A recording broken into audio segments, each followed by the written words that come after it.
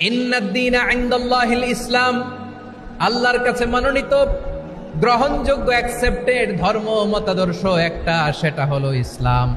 ইসলাম ছাড়া অন্য কোন ধর্ম যদি কেউ তালাশ করে, তার ওই ধর্ম আল্লাহ গ্রহণ করবে না।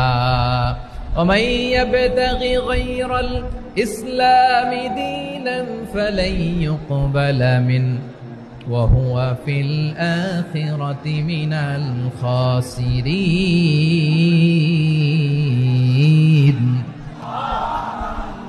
Whoever seek anything except Islam, that won't be accepted from him, and he will be loser in the day of judgment. কিয়ামতের দিন ইসলাম ছাড়া কেউ যদি অন্য কোনো ধর্ম তালাশ করেছে দুনিয়াতে, তার এই মতাদর্শ গ্রহণ করা হবে না, and he will be loser. সে হবে লুজার, ক্ষতিগ্রস্ত, হাই হাই কোম্পানির ম্যানেজার। ওর আমও শেষ, সালাও শেষ। আওয়াজ করে বলেন ঠিক কিনা?